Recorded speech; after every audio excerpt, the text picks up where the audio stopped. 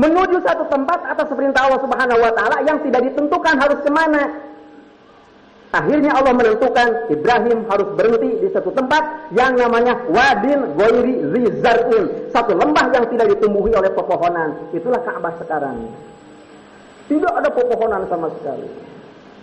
Ibrahim mengatakan mustahil bisa hidup orang tanpa air. Panjang ceritanya. Tetapi sampai di situ akhirnya Allah meminta supaya Ibrahim tetap di situ, Hajar tetap di situ, Ismail tetap di situ. Makanya dikatakan sebagai Khidir Ismail. Makanya orang Ethiopia begitu tinggi nilai di hadapan Allah Subhanahu wa taala atas perjuangan dan atas nilai takwa yang dimiliki oleh Hajar itu, sampai-sampai Khidir Ismail itu diabadikan di situ.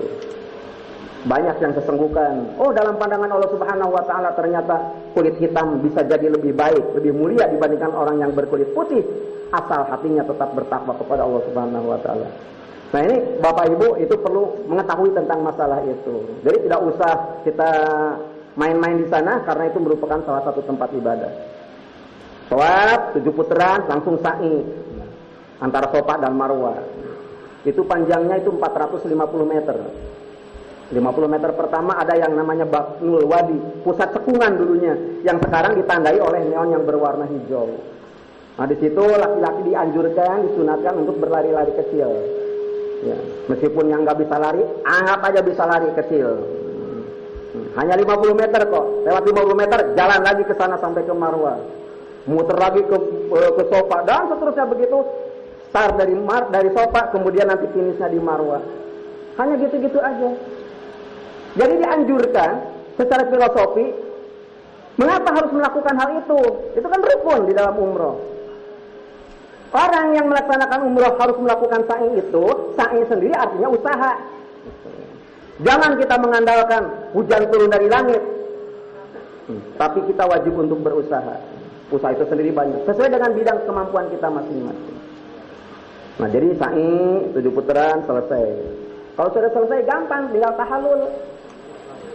Tahallul itu sendiri kan kalau di dalam surat surat Al-Fatah ayat yang ke-27 ya, 27. Ayat 27 disebutkan laqad sadaqallahu ar-ru'ya bil haqqi la tadkhulunnal masjidal haram insyaallahu aminin muhallikina ru'usakum wa muqassirin. Di situ kan kalimatnya ya.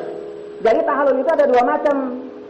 Ada muhalikin itu artinya dipotongnya hanya beberapa lembar aja. Tapi kalau muqassirin itu bisa dibotakin. Bisa dibotakin di sana. Malah di sana itu kalau dulu kalau sekarang nggak ada. Dulu itu di sekitar Marwah itu banyak sekali barbershop. Tukang cukur. Biasanya orang Bangladesh. Ada terlihat orang Indonesia selesai melaksanakan sa'i dipanggil. Haji, ta'alahin. Hadir. Dipanggil. Berapa? 25 real. Dicukur 25 real. Bentuknya enggak karuan. Setelah enggak karuan kita protes, sudah dibayar. Tapi kan boleh dirapikan tapi harus bayar lagi 25 real lagi. 25 real sambil disuntung-suntungkan orang-orang Indonesia. Ikhlasnya orang Indonesia. Kalau sudah tahallul begitu, dianggap selesai melaksanakan umroh. Selesai.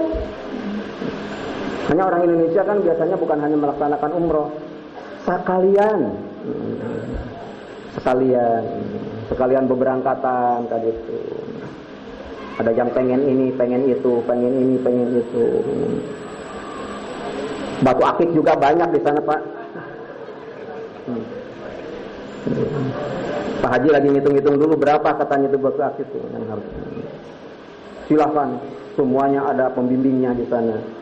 Hanya dengan cara persiapan yang baik, kita berusaha, tidak menutup kemungkinan Allah Subhanahu wa taala akan menurunkan barokah yang lebih gitu.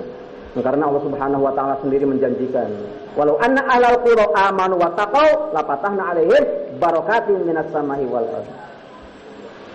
Jadi barokah itu bisa datang dari atas, dari langit, bisa datang muncul dari bawah. Barokah itu kata surat Al-A'raf ayat 96. Kita menerjemahkan barokah dari atas itu hanya hujan. Meskipun sekarang hujan menurut beberapa kalangan menimbulkan bencana. Padahal itu barokah itu.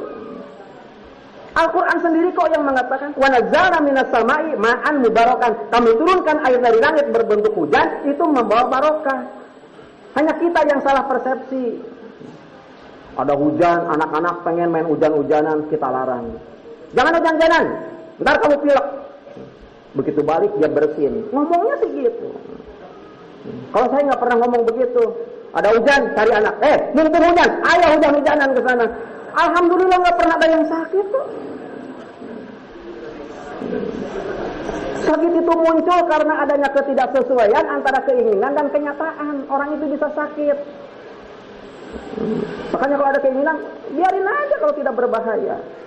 Ntar kedinginan, ya sediain air yang hangat supaya dia tidak kedinginan, kan gampang.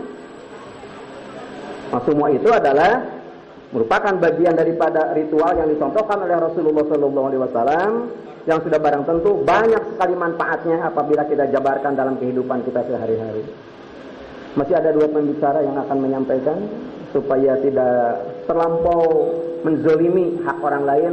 Itu yang dapat saya sampaikan, kurang lebihnya mohon maaf. Wassalamualaikum warahmatullahi wabarakatuh.